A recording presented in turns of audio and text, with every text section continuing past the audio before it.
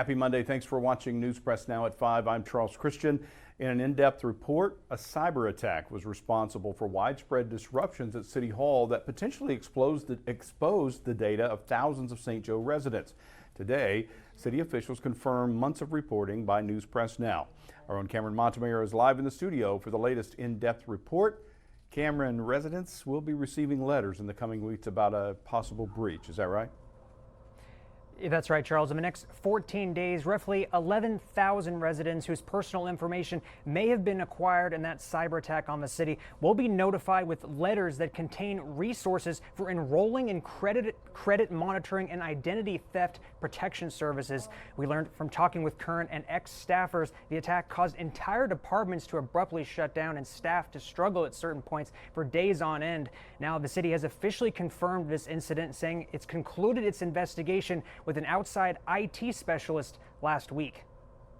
City officials and inside sources are shedding new light on the extent of a cyber attack that brought many city services to a complete standstill in June and potentially caused a data breach of records and personal information for thousands of St. Joseph residents. The city confirmed Monday that the incident first took place on June 9th, and while evidence from their investigation suggests that no info has been misused, it's possible that data, including records from the St. Joseph Police and Health Departments, may have been acquired. A statement from the city said that the investigation into this incident determined that certain files may have been acquired without authorization. After extensive electronic discovery, which concluded on September 4th, it was determined that some personal information may have been present in the impacted dataset.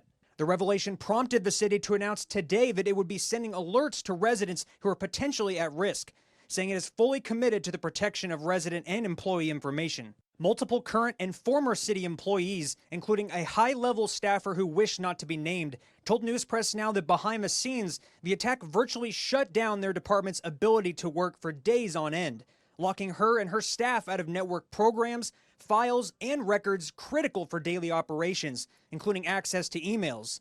She described a chaotic environment within her department as staff struggled and were overwhelmed trying to complete normally routine daily tasks, including coordination with public safety departments who were also impacted.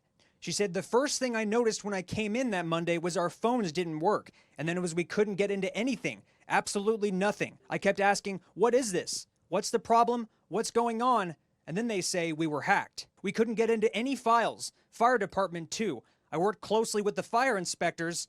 How were we supposed to operate? It was mass chaos. There should have been some type of public announcement that we are struggling here." The staffer was one of multiple employees who confirmed that ransomware and a payment demand was part of the incident, a figure that News Press Now has been unable to verify. The city confirmed that it first detected the issue around 2 a.m. on June 9th. An investigation was quickly initiated with the assistance of outside specialists, and the city's network was immediately shut down in all locations as a precaution while IT conducted its inquiry. A sunshine request by News Press Now shows that on the same day the cyber attack occurred, a high-level human resources official was forced to use a private Gmail account to communicate about government cybersecurity coverage, likely as a result of being unable to access normal city communications. A sweeping request for documents and emails related to the incident back in August resulted in just a small handful of records being provided to News Press Now, until the city's recent announcement. In the wake of the incident, the city has been forced to rebuild affected systems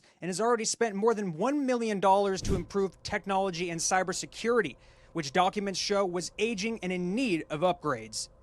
Yeah, Missouri's data breach law requires entities that own or license personal information of state residents to provide notice following any discovery or notification of a breach. Notice must be made without unreasonable delays after discovery of the breach. Reporting live in Newsroom, Cameron Montemayor, News Press Now.